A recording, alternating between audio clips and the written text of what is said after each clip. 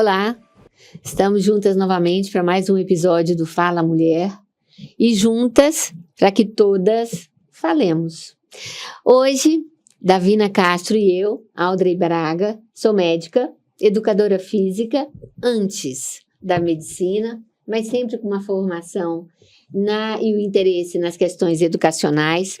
Trazemos um tema que é Raízes do Cuidado, a jornada da parentalidade positiva e o efeito da mãe em depressão no desenvolvimento infantil. A gente entende que esse é um tema relevante, que é um tema que precisa ser discutido na sociedade atual. Então, com vocês, Davina. Olá. Você que está nos ouvindo, as colegas que estão aqui. Hoje nós temos uma colega nova, né, que vai se apresentar já aqui para nós. Interessante que hoje ela traz uma abordagem terapêutica diferente, é uma psicanalista, né? Eu acho que vai nos trazer um olhar bastante interessante, bastante importante, mas o que dentro daquilo que eu estava estudando sobre esse tema, independente da abordagem diferenciada, terapêutica diferenciada, ambas abordagens, né, elas destacam a importância da criança brincar, da criança ter um desenvolvimento infantil saudável, né? E eu estava também observando que as crianças cujas mães, que é o tema que a gente vai falar, né, sobre mães em depressão, né, e a implicação no desenvolvimento infantil, e essas crianças cujas mães têm depressão, elas entram numa média de 2 a 3 vezes mais propensas a desenvolverem distúrbios de temperamento, prejuízo no funcionamento em diversas áreas da vida dela. E é isso que a gente quer conversar um pouco sobre isso, né? Eu sei que é pouco, o tempo é pouco, talvez a gente precise de mais um tempo, né, para um outro encontro para a gente falar sobre isso, mas eu acho que é um espaço muito importante, então eu agradeço aos colegas e vamos lá e vamos nos divertir dentro de um tema para nos divertir no sentido de compartilhar com leveza esse tema e trazer alternativas, né, para quem está nos ouvindo e aprender com vocês, né? Vamos lá, Jordana? Então, deixa eu me apresentar. Eu sou Jordana Marrocos, sou psicanalista, né? Trabalho com atendimentos aí já há algum tempo, né? E na clínica a gente acaba abarcando várias necessidades, vários problemas, várias questões, e dentre elas, uma das questões que sempre aparece na clínica é a maternidade, né? Como a Davina falou, é um assunto que ele é muito amplo, tem muitas escamas, vamos dizer assim, né? Muitas camadas das quais a gente poderia estar falando, mas hoje a gente vai falar especificamente sobre essa mulher, né, que está passando por esse momento de vulnerabilidade. Porque, querendo ou não, essa mulher ela está vulnerável, com todo um contexto que existe ao redor dessa questão da maternidade, onde ela acaba, muitas vezes, estando nessa posição, onde ela se torna esse ser, às vezes, ali com uma tristeza profunda, há alguns sentimentos, algumas emoções que ela não consegue lidar, né? E temos aí também a criança, que está envolvida nisso tudo, e como fazer, né? Como fazer com que esse novo ser, essa nova criança, ela consiga se desenvolver de forma que ela tenha um desenvolvimento saudável, né, Socorro? Isso. Obrigada por esse espaço de fala, é muito importante. Eu sou a favor da divulgação de temas, de conteúdos que promovam o desenvolvimento do ser humano. E dentro da escala da Organização Mundial de Saúde, aqui entra como um terceiro setor, né? Como uma organização civil de prestação de serviço à comunidade. E é importante que a gente valorize esse espaço de troca, de conhecimento, muito enriquecedor, não só para vocês que estão nos ouvindo, Fala Mulher, ouçam mulheres, homens, crianças, adolescentes. Esse tema sobre a depressão materna e sobre a repercussão disso no desenvolvimento infantil é um tema que já tem sido motivo de estudos Desde a década de 50, quando a gente começou a ver as repercussões de uma separação da mãe com a criança e a repercussão também dessa tristeza materna. Eu gostaria de fazer um parênteses, nós não estamos falando daquela tristeza, melancolia que ocorre no pós-parto imediato, que a gente chama de baby blues, que seria um sentimento de incompetência da mãe em lidar com o cuidado da criança, é um boom de hormônios que estão retornando, é uma insegurança que essa mãe tem, que é praticamente, digamos assim, uma normalidade que as mães sentem. Muitas mães que eu acompanho, eu trabalho com mães também, uma vez que eu trabalho com neonatos, trabalho com crianças em desenvolvimento, e eu faço questão de que toda a família reconheça esse momento de baby blues, que não é o que nós vamos falar aqui. Nosso tema é outro. Sim. E aí, entender o que é o normal e o que deixa de ser normal e precisa de um olhar diferenciado e que precisa de um acompanhamento diferenciado, eu acho que faz parte desse espaço que você sinalizou aqui pra gente, né? Porque são esses primeiros sinalizadores, que aí faz com que a gente tire a mulher de um espaço ou de uma sensação de culpa, né? Isso aqui tá esperado, isso aqui muitas de nós passamos, muitas mulheres passam, que é esse período de adaptação, que é enorme, né, gente? Sim. Vamos pensar? Sim. Né? Que além do fisiológico, que é esse boom que você falou de hormônios para a busca do que eu era há um tempinho atrás, tem todo um boom de mudanças de papel, tem todo um boom de mudança de rotina, porque não é só a minha, mas é a minha e de uma outra pessoa que depende basicamente de mim. Então, é muita coisa. E aí é claramente esperado, é ok, em que eu tenha, assim, dei uma rateada, né? Eu dei uma rateada. E a partir dessa rateada, que é o que nós vamos falar, né? Se essa rateada eu entender, meu marido, meu companheiro, alguém da minha família, minha companheira, alguém da minha família, identificar que essa rateada não passa, não está passando, está agravando, né? A minha relação com o meu bebê, com a minha bebê, está mais difícil. Eu estou reagindo negativamente ao meu novo papel. O que a gente pede é o cuidado com o julgamento, né, gente? Muito cuidado. Cuidado com o julgamento, né? Eu não me tornei uma pessoa má, eu não me tornei uma pessoa ruim, eu não sou uma pessoa ruim. Eu preciso de ajuda, né, Jordana? Principalmente nesse meio social, onde essa figura da mulher, né? A mulher parece que quando ela tem o bebê, ela tem que estar radiante, ela tem que estar perfeita, ela tem que estar... a romantização da maternidade. E não é assim na prática, né? A gente sabe que não é assim. Então, é trazer também um olhar de respeito para essa mulher e não do julgamento, porque a pior coisa que tem para o ser humano é lidar com a culpa. Com a culpa. A culpa, ela consome, a culpa, ela te transforma, ela te modifica, né? Então, é importante a gente olhar para essa mulher como você falou, sem esse olhar de julgamento, né?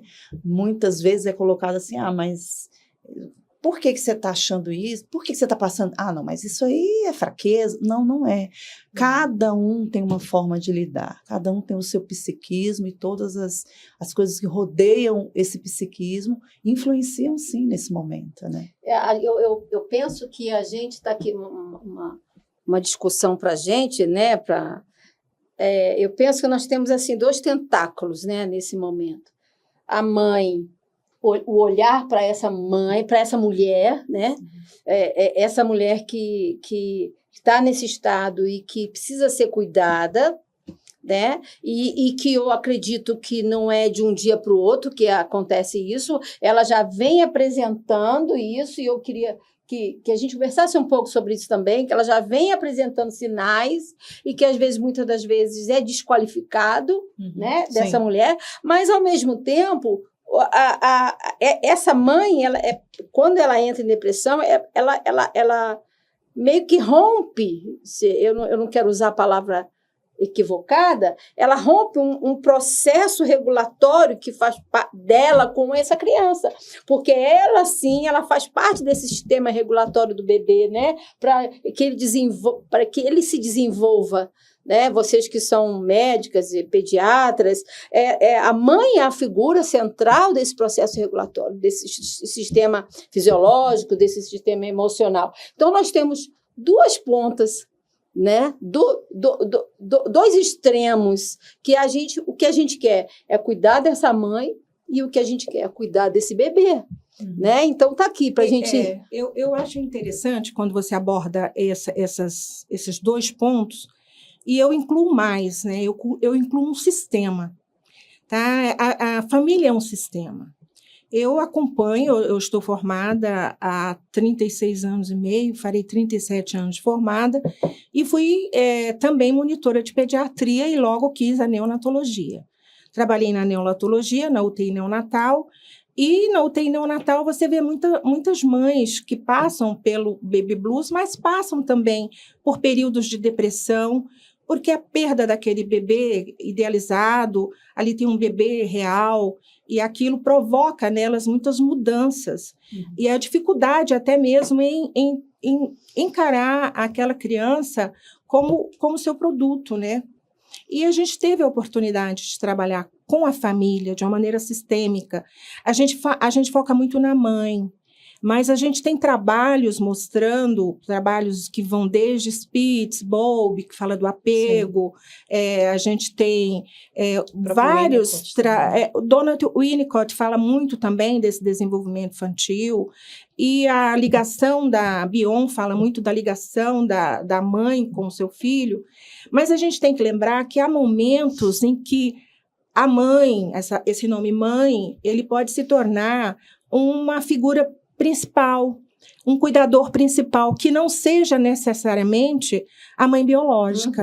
Por quê? Porque muitas vezes nós resgatamos crianças, porque o que ocorre? A mãe depressiva, ela olha através do bebê, ela não olha o bebê. E muitas vezes nós percebemos esse estágio. Eu agora há pouco tive a oportunidade de acompanhar duas mães que passaram do baby blues. Elas já estavam com depressão durante a gestação.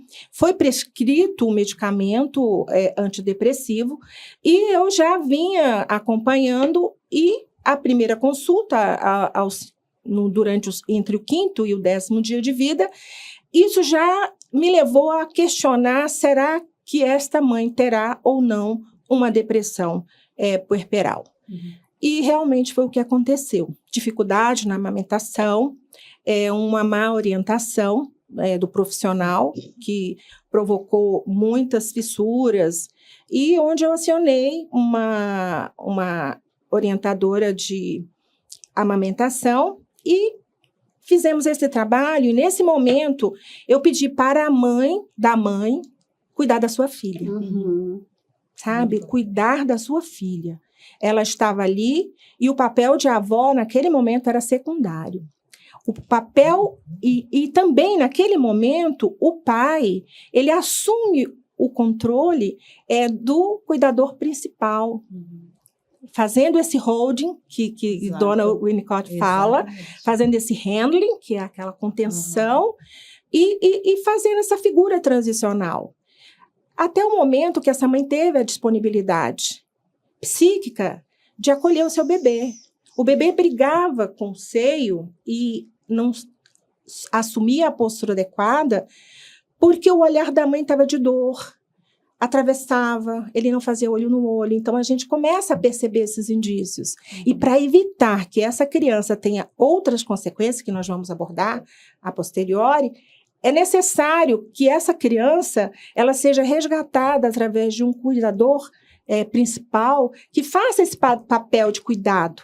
Lógico, amamentando a mãe, a gente faz um processo para não perder é um dos motivos de muitas vezes piorar a depressão, eu não estou conseguindo suprir nutricionalmente meu filho, mas a gente trabalha com o sistema, com a rede de apoio. Quem tem amiga, tem psicólogo, tem o psiquiatra, eu estou aqui, posso retornar, olha, tem a consultora da amamentação, então nós não trabalhamos sozinho. Não existe mais essa história do mito do amor materno. O neném nasceu, pronto, eu virei uma mãe, e uma mãe, como fala o Winnicott, suficientemente boa, né? Então, não é assim que a gente vê na realidade. Vai se formando, né? Ela vai se formando. E é interessante a gente perceber, dentro do que a Davina colocou, que essa depressão, ela não é somente ali, como você falou, quando o bebê nasce, mas começa lá na gestação. Muitas vezes tem estudos que indicam até antes, né? Muitas vezes até antes da mulher se descobrir grávida, já alguma coisa acontece dentro dela dali. Então, você vê que é um processo, né? Um processo. E dentro desse tema que você colocou sobre o sistema, é extremamente importante a gente entender, né? Porque uma coisa é a mãe, outra coisa é a função materna. Que nesse momento, quando a mulher ela está passando por esse problema de depressão pós-parto, né? Ou até no baby blues, é importante ter essa outra figura que vai conseguir fazer esse trabalho com o bebê, né? Porque a gente, quando fala muito sobre essa questão, tanto do apego quanto do holding, né? Que o holding é o segurar. Porque o que a gente precisa perceber é que esse bebê que ele está chegando, os adultos que são os anfitriões para a chegada desse bebê nesse mundo. É o adulto que vai dizer para essa criança como que ele vai se comportar diante desse mundo. E isso começa quando nasce. Então, a questão do hold, que é o segurar, que é o acalentar, que é o dar carinho, isso pode ser feito por outro cuidador, que não necessariamente a mãe, que nesse momento está passando por essa dificuldade. Até porque a gente tem que considerar que nós estamos tratando de mães, de uma forma geral, que às vezes não tem nem o parceiro, né? Mulheres que estão sozinhas, né? Então, a doutora Maria Marta esteve aqui, num tema que nós falamos sobre depressão pré e pós-parto, e ela falou de um trabalho do SUS que eles estão desenvolvendo, aonde tem todo um trabalho e trabalham com comunidades, né? Muitas vezes comunidades periféricas, de periferia, e ela chama todo o trabalho surpreendente, né? Porque ela chama todo o sistema familiar para um trabalho sistêmico, para que todos se unam para fazer esse trabalho, esse acolhimento até para essa criança e se desenvolvendo, né? Essa mãe se sentir segura, até que essa mãe se sinta segura para isso. Porque muitas das vezes essa mãe ela tem o quê? Às vezes uma mãe, às vezes uma avó. Eu, como já trabalhei com comunidade há muito tempo, eu me deparei uma vez com um caso, uma jovem com 17 anos, grávida, sozinha, quer dizer, sozinha, sem o companheiro. Foi uma eventualidade, ela engravidou, o rapaz foi embora, ela ficou sozinha e ela estava em depressão. E a mãe na época, ela coletava material reciclável, e a menina deitada, já com aquele barrigão, deitada ali para ter o bebê, deitada na sala, com depressão, e o bercinho ali, e ela não queria nem olhar, ainda não tinha o bebê, mas aí a mãe é que estava agilizando tudo, a mãe que foi me chamar, soube que eu estava fazendo um trabalho num outro grupo, foi lá me chamar, você pode me ajudar? Você pode me ajudar? A minha filha vai ter um bebê, só que ela está em depressão. Aí foi quando a gente procurou toda a rede para poder acolher aquela menina, mas a mãe, com toda a dificuldade dela, a mãe acolheu e ela fez esse papel. Né? Então, dentro disso que vocês falaram, né? Não tinha um companheiro, mas a avó, né? Que eu falo sempre da avoternidade, que é um tema novo, né? Ela passa fazer esse ela papel preenche até esse que essa lugar, né? menina se restabeleça para poder fazer a função. Outra coisa que eu acho que é muito importante é nós reconhecermos os profissionais que lidam, né? O pediatra, o obstetra. Eu faço consulta pré-natal, né? Então, trabalhei durante alguns anos, uns 15 anos, dando curso de gestante. E num serviço que abria essa possibilidade de consulta pré-natal. A mãe estava já no 5º mês de gestação, em torno de 22 semanas, e eu perguntei, ela já tinha uma primeira filha, que eu estava consultando, essa primeira filha, e eu perguntei o nome do bebê. Ele não tem nome. Parece uma informação simples. Não tem nome, a gente vai escolher depois. Mas na voz você percebe algo diferente. E aquela mãe, eu entrei em contato, o pai também, eu falei assim, o senhor poderia marcar com a psiquiatria? Aí eles acham estranho. Eu falei, não, é só para ver o que está acontecendo. Porque, assim, ela falava muito, muito da filha, que foi muito querida, ela demorou para engravidar. Então, ela começou a dizer que ela não esperava tão cedo, porque demorou tanto a engravidar da primeira filha, que de repente veio um segundo filho e que ela não sabia se ela conseguiria amar 2 filhos. Olha só. Gente, Isso é muito a gente, assim, como ela está com 1 ano, como eu vou conseguir amar outra criança que eu não planejei? Porque essa foi muito desejada há muitos anos. E veio ela e eu não me preveni, porque foi tão difícil engravidar dela, que agora vem esse. E aí, naquela fala, eu percebi que havia um risco de depressão. Um risco de que aquela criança pudesse, a outra, sofrer as repercussões desse estado emocional da mãe. E lá nesse trabalho tinha a possibilidade, o pai e a mãe eram maduros o suficiente para receberem esse discurso. Isso é uma coisa que a gente tem que avaliar, né? Até que ponto, né? A gente pode fazer isso. E fizemos esse encaminhamento. Ela entrou com o medicamento, entrou também com a terapia no próprio serviço.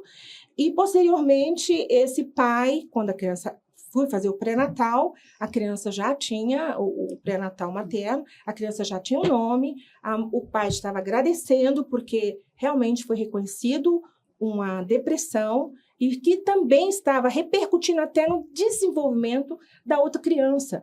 Porque uma depressão materna, esse olhar da mãe vazio, essa tristeza, essa indiferença com as coisas, elas produzem alterações dentro, até mesmo endócrino emocional, situações endócrinas, desde a barriga, a liberação de alto nível de cortisol, ela vai provocando alterações no neurodesenvolvimento da criança.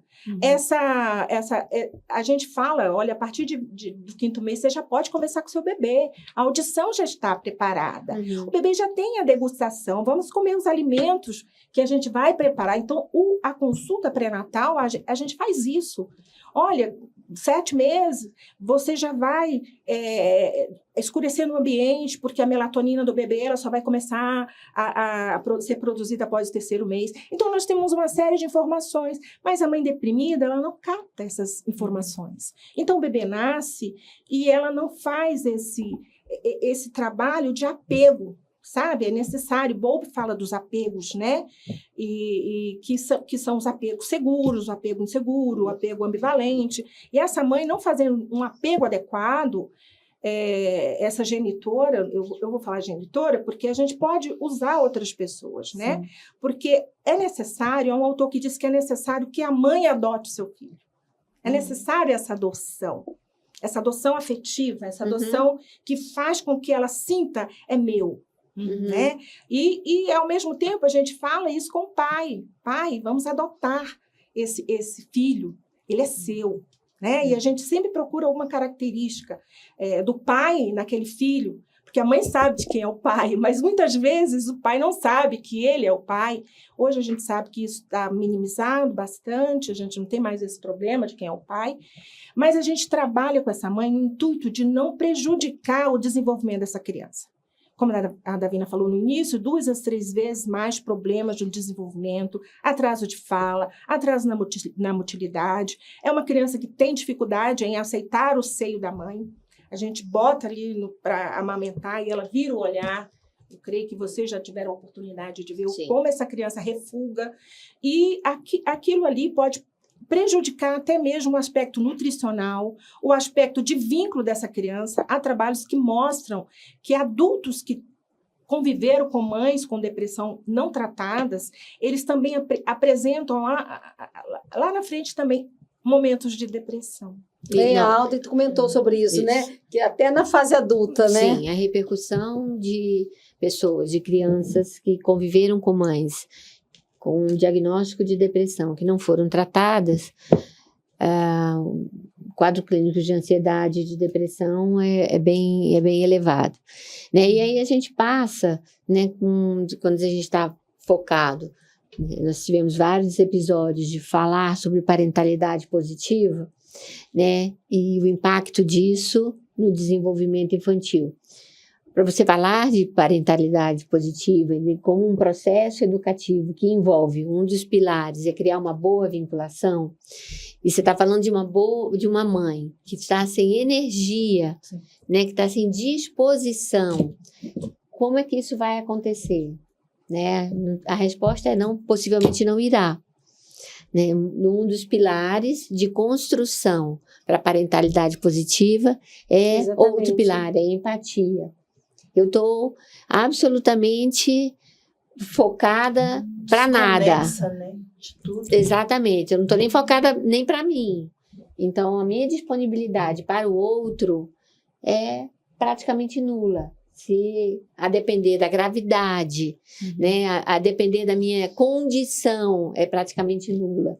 A gravidade do meu episódio depressivo, ou da minha doença naquele momento, ela pode me dar disponibilidade para nenhuma resolução de problema. Ser grave a tal ponto que, apesar de eu ter uma família, de eu ter uma criança, a minha única possibilidade de resolução de problema é pensar em tirar minha própria vida. Então, qual é o impacto? Como é que a gente pode imaginar o impacto negativo disso na construção de uma pequena vida, né? Na construção do desenvolvimento infantil que vai culminar com a construção de uma personalidade na vida adulta. Então, os impactos, quando você fala do profissional que atende, do profissional que cuida, do clínico, com uma visão empática de uma realidade que é muito presente, é sobre isso que nós estamos falando. Né? É sobre prevenção de violência, que a gente falou tantas outras vezes, em tantos outros momentos. Né? É dessa vulnerabilidade dessa mãe que se culpa por, em algum momento, não ter tido condição de defender, de se defender, de defender alguém por ter ficado doente. É de entender que depressão é uma doença e que precisa de cuidado, que precisa de tratamento. Deixa eu te fazer uma pergunta, Jordana, dentro da psicanálise. A gente sabe da questão nesse contexto todo que a gente está falando, eu poderia dizer, não é minha linha de atuação, de estudo, né? Por isso que a gente está aqui, a gente aprende muito quando a gente está aqui, né? Eu aprendo muito, né? Quando você falou do aconchego, né? Vocês usaram um termo, né? O holding. Isso, e aí você fala do olho no olho, né? Sim. Que você falou. Eu poderia dizer que esse olho no olho, que no caso é o momento da amamentação, e a doutora Rosana Barreto falou uma coisa interessante, que ela, quando ela teve, eu vou retomar uma fala dela para te fazer um questionamento, não é um questionamento, é só para dividir aqui uma questão.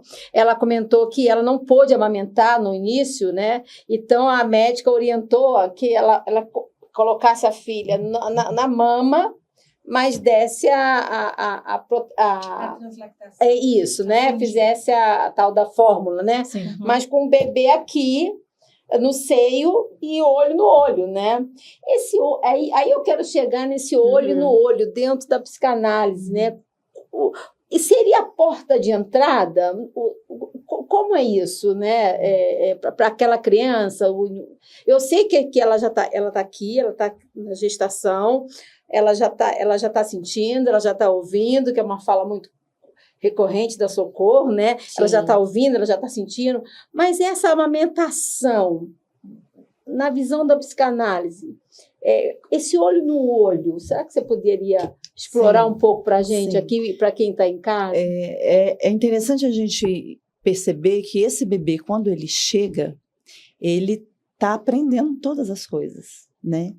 E quando você falou a respeito do adulto, esse bebê, às vezes, a preocupação do bebê quando, né, criança, e quando ele se torna adulto, se esse estágio falhar, o que pode acontecer com esse adulto, é porque essa primeira relação, esse primeiro relacionamento, podemos dizer assim, com alguém, se dá ali com a mãe. E esse momento, quando você traz a criança para perto, é o movimento, né? Tem o olho no olho, que é uma outra questão, que vem a questão do reconhecimento. Porque até então, essa criança, quando ela estava na barriga, é uma criança idealizada, é um bebê idealizado. Né? Você tem um ideal de bebê, é o bebê fofinho, isso. É o bebê que não chora, é o bebê saudável, é o bebê que dorme, né? É o bebê que dorme. E quando esse bebê ele vem para o braço, ali começa realmente o verdadeiro processo de reconhecimento. E como a Socorro citou, a questão da adoção. Porque é necessário que essa mãe adote esse bebê, que essa mãe ela reconheça esse bebê como filho. E é um processo, né? Porque você recebe aquele ser. Por mais assim, é filho, mas essa noção de filho, ela ainda não foi desenvolvida no psiquismo, né? Por mais que você tenha ali toda, mas eu acho que todas nós, né, que já tivemos filhos, aquele primeiro momento que você segura o bebê no colo, é um misto de sentimentos. É um misto de felicidade, com um misto de incapacidade, com um misto de tristeza, né? Quem é esse ser? Não dá para devolver ele para a barriga, né? Vou ter que lidar com isso aqui. Então, esse primeiro momento do olhar, como você está falando, é esse momento onde começa o processo do reconhecimento. Porque a gente... Dentro da psicanálise, a gente trabalha com algo, principalmente nesse momento, quando a gente lida com essa questão da depressão, é como se é muito semelhante ao luto. Porque a mulher, ela está vivendo vários lutos no momento, não só do nascimento, mas ali na gestação. O luto dessa mulher deixando de ser a filha para se tornar a mãe, é o luto do corpo, né? O luto dos relacionamentos, principalmente o relacionamento sexual. Então, é todo um universo que modifica dentro da cabeça dessa mulher. E que ela precisa, sim, de tempo para reestruturar esse psiquismo. E esse momento onde ela coloca ali o bebê, tanto que a gente pede, né, fala, quando a mãe ela está com um quadro desse de depressão, ou o próprio baby blue, mas pega o seu filho, né? Por mais que você não consiga, mas por quê? Tem até aquela questão hormonal, Socorro fala a respeito da ocitocina, né? Que tudo aquilo ali... Que é então, o hormônio do apego. Do né? apego, porque isso faz bem, tanto para o bebê quanto para a mãe, para o desenvolvimento desse psiquismo. Então, é extremamente importante. Então, eu poderia dizer para essa mãe, como a doutora Maria Marta falou anteriormente, ela falou, tudo bem não estar bem, mas que você precisa se cuidar. E isso é um ato de amor, sim, né? Tudo bem não estar bem, você pode não estar bem. Eu acho que o primeiro passo é essa mãe ser reconhecida, ser aceita, talvez, é por aí? Eu penso assim, em relação a esse olhar, né? O bebê se estrutura através do olhar. Isso é psicanalítico, né? Quando a gente cita Spitz, Bowlby e cita Bion, a gente está falando de uma linha psicanalítica. A minha colega aqui que fizemos o curso, né? Sim. Com Bernard Gose, que falava, né? Com Humberto Montagnier, a gente fez dentro dessa linha da psicanálise. Muitas vezes, essa mãe que olha para o bebê, a gente sabe que o bebê ele tem uma visão ainda imatura, que os cones, bastonetes, que são essas divisões, que a gente vê a cor, ela vai se formando entre o segundo e o terceiro mês, mas ele vê claramente vários estudos, e a gente trabalhou com várias pesquisas que mostravam, ele sabe quando é o olho aqui, o outro olho aqui, o nariz e a boca. Ele sabe essa conformação. Lembra daquela pesquisa que mostra, se você botar tudo, ele acha estranho, mas se você botar o olho aqui, o outro olho aqui, por quê? Porque há esse reconhecimento. E essa posição, entre 25 e 30, o bebê enxerga essa conformação, tá? Não quer dizer que ele vai ver com a nitidez que posteriormente ele vai desenvolver. Mas o problema de nós fazermos o olho no olho numa mãe que está com depressão é que o olhar dessa mãe atravessa o bebê. Não é um olhar, digamos, significativo, de conexão, de buscar o vínculo. É um olhar do estranhamento. Sabe? Né? E isso pode produzir no bebê, por isso ele não suporta, por isso o bebê refuga. Ele tira esse olhar. Quem já teve a oportunidade de ver, e eu tive muitas vezes, porque eu trabalhei dentro de um serviço de neonatologia, um caso muito específico que eu atendi, a enfermagem ela chega e fala, doutora, tal mãe não quer amamentar o bebê. Aí você vai lá com todo esse conhecimento. Por que você não quer? Porque eu vou doá-lo. E eu não quero me apegar. Elas falam assim, eu não quero me apegar. Tá bom, então você vai doá-lo. Mas vamos conversar. Eu lembrei muito de Miriam Serger, né, que fala sobre as palavras à beira do berço, que também é dentro de uma linha psicanalítica. Sim. Nós falarmos com o bebê. Não falar porque ele vai entender, mas o bebê entende uma prosódia. Então, vamos explicar a esse bebê que você vai doá-lo porque você não tem condições. E naquele momento, eu a trouxe para o berçário e fiz com ela, peguei o bebê dela e mostrei como era esse hold, como era esse handling, que é segurar, capacitar, como era esse apego. E fiz o modelo. Mas antes disso, aquela mãe precisava ser maternada. Ela precisava passar pelo processo de maternização. Então, às vezes é necessário, se tiver um acompanhante, à época não era lícito ainda um acompanhante, hoje é possível. Então, hoje eu peço, mãe, abrace a sua filha, encoste aqui, faça cafuné. E a partir daí, a mãe da mãe abraçando a mãe segura o seu bebê. É um trabalho que a gente vai fazendo aos poucos. Segura 1 minuto, o bebê refuga, ela segura, o bebê refuga. E aí a gente pede para um outro cuidador primordial, um cuidador principal, que vai fazer com que essa criança se reestruture e encontre no olhar do outro significado. Então, às vezes, o pai ele faz a translactação aqui no próprio dedo, sabe? No próprio dedo. A gente chama de o mamatute, né? Para que essa criança possa ser reestruturada e reorganizada e a sua psique seja saudável. Porque a gente vê, Bowlby, ele citou, e Spitz também, o hospitalismo, né, a depressão anaclítica como resultado dessa ausência materna, mas essa ausência materna não significa a ausência física da mãe. Exato. Às vezes a ausência materna está ali, não está ali. E eu vou botar mais uma lenhazinha na fogueira. Eu tenho visto a ausência materna, sabe por quê? Amamentam e olham o celular.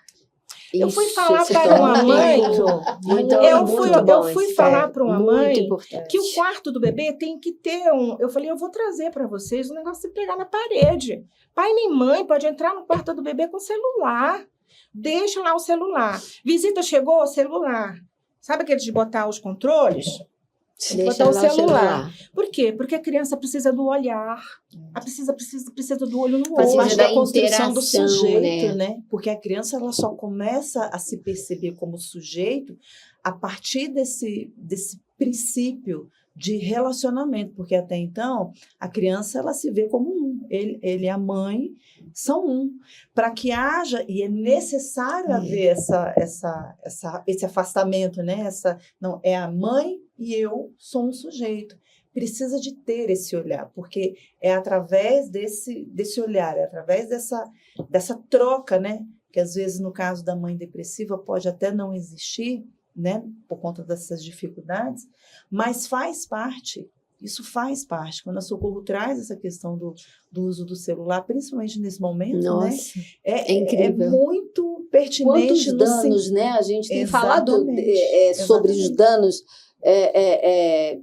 De em tela, de uma várias forma áreas, geral, né? em várias áreas da vida do indivíduo, né? Porque é o relacionamento, é essa relação, é essa mãe falando, é esse terceiro falando, né? Muitas vezes a gente vê muito sobre essa questão do estudo dos choros do bebê, né?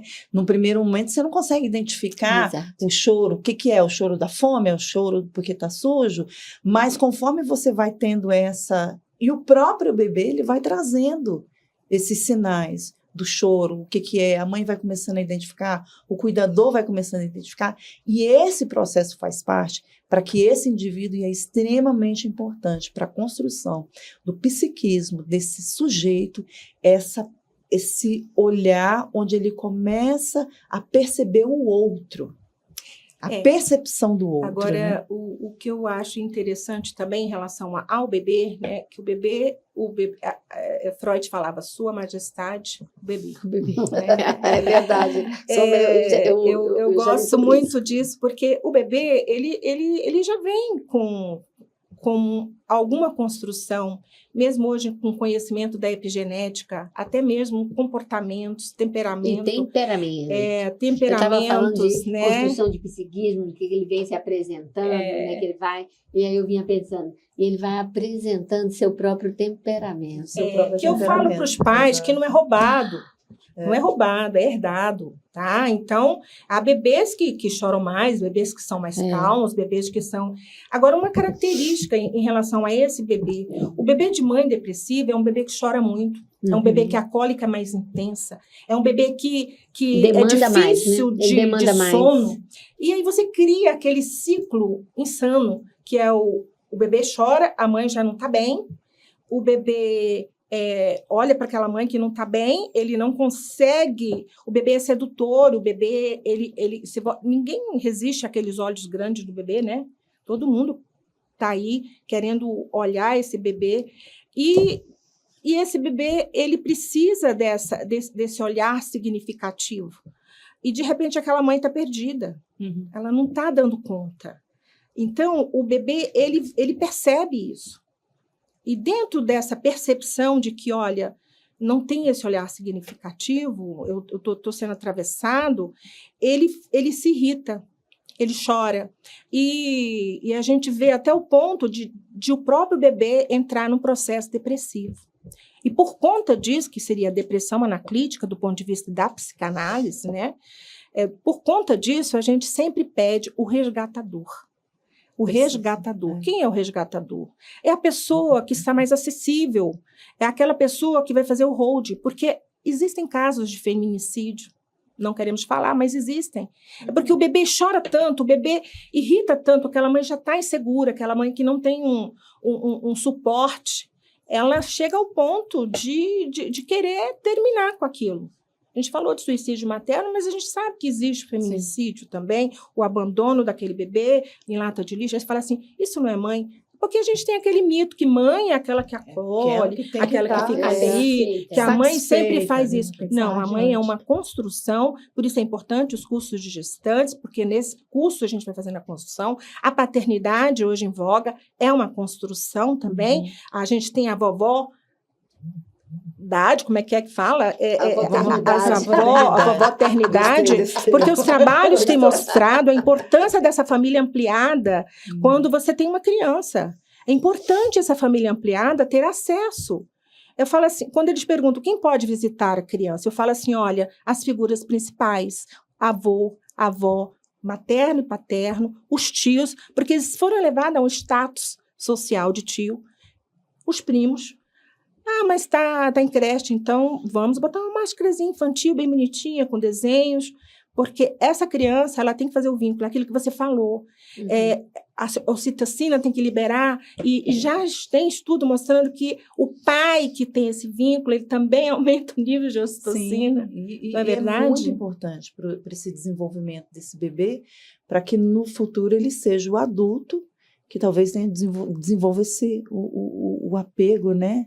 O saudável, que não vai levar toda essa problemática para as suas relações, né? Porque a gente sabe que o que constrói os relacionamentos futuros é esse primeiro momento ali onde o bebê tem o que ele recebe de fora, né? Exatamente. Essas experiências.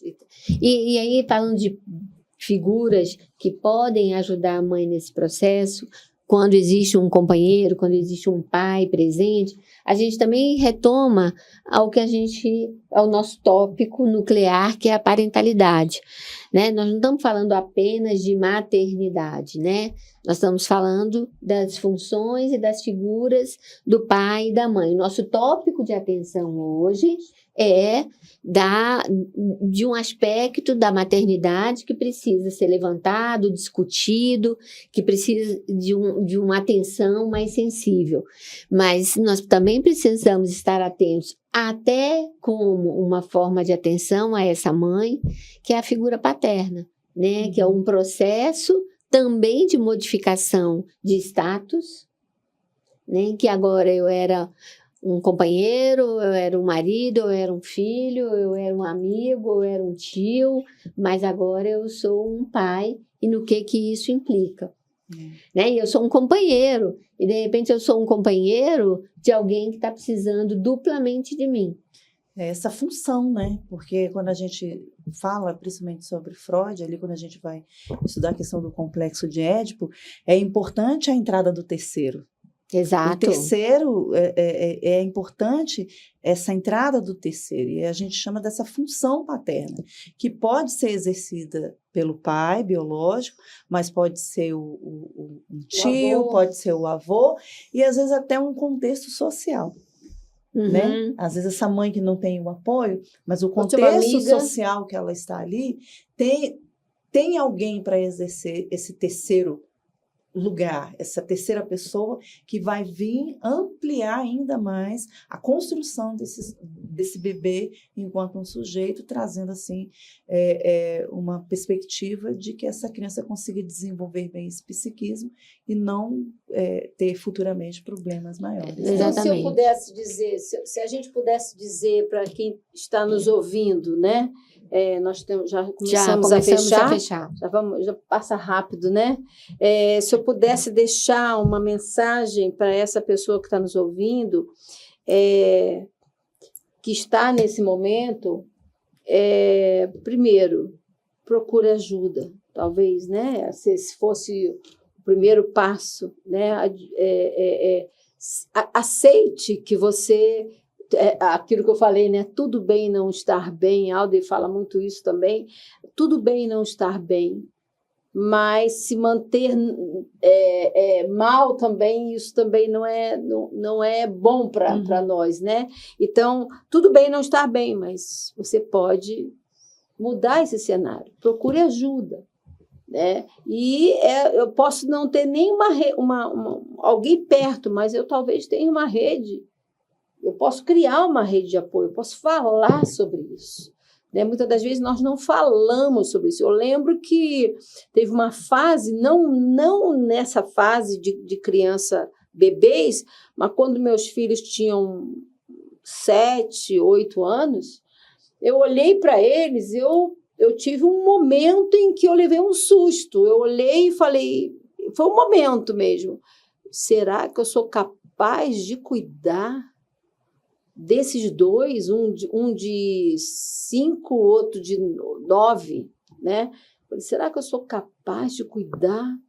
Né? E foi um flash que eu tive, né? Que eu falei, opa, né? Quem nunca, né? Quem nunca, né? Eu olhei, eu levei um susto. Vários momentos. Eu falei, será que eu vou ser capaz? como eu vou conseguir criar esses meninos? Será que eu vou dar conta? E foi um flash que me deu uma dor, assim, veio um engasgo, que eu tive que dar uma respirada e depois aquilo passou, não permaneceu, mas tem muitas pessoas, no meu caso, passou, mas poderia ter permanecido.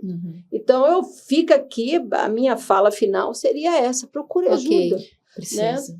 É o mais importante, né? Então, vamos nos despedindo. Só fala, por favor, me despedida. Exatamente, acho que é nesse lugar que a Davina colocou. Procure ajuda. É possível passar por esse período. É possível você conseguir vencer esse momento, né? Mas a ajuda, ela é indispensável. Falar sobre isso, nem que seja com um amigo, com uma família, principalmente com um profissional, mas é possível passar por isso, né? E eu digo mais, né? Ela deu uma fala para as próprias mães. Vocês que estão ao redor dessa mãe, né? Procure ajuda para a mãe. Sim. Hoje nós temos centros de referência para cuidados, nós temos comunidades que ajudam, que melhoram, profissionais que já estão qualificados para atender essa dinâmica. Pais, exerçam o seu papel de paternidade, da parentalidade positiva, que é a empatia, que é o cuidado com carinho, com afeto, a disciplina de uma maneira adequada. Então, é importante que os avós também, se perceberem que há alguma dificuldade. Eu já fui acionada por uma avó, que o bebê estava chorando muito, e quando essa avó pegou da mãe, o bebê parou de chorar. E essa mãe me acionou, e a gente pôde fazer os encaminhamentos adequados. Então, aquelas pessoas que estão ao redor, é importante que você veja qual a sua rede de apoio. É importante que você passe por esse momento, as pessoas que estão ao redor também sejam acionadas. O pai. Hoje a gente tem um aumento da licença paternidade, eu sei que é muito pouco, são só 20 dias, pega praticamente somente o Baby Plus, mas a disponibilidade de outros parentes, irmãs, tios, pessoas que são próximas, se perceberem que a mãe está com dificuldade de cuidar do seu bebê, não deixe essa mãe só.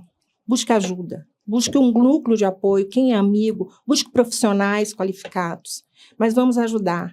Porque esse momento passa. E, posteriormente, essa mãe vai estar ali no chão, brincando com o seu bebê, fazendo um apego seguro, fazendo uma parentalidade positiva, fazendo um trabalho em que essa criança vai se desenvolver como uma mãe suficientemente boa. Não uma mãe perfeita, não uma mãe ausente, não uma mãe negligente, mas uma mãe suficientemente boa, que erra, mas que procura estar presente ali na vida do seu filho. E é isso. Nós aqui do Fala Mulher, Davina Castro e eu, Alde Braga, procuramos isso. Assuntos de interesse, assuntos informativos e que visam como objetivo, através da informação, qualidade de vida. A gente te espera no próximo episódio. Até. Tchau.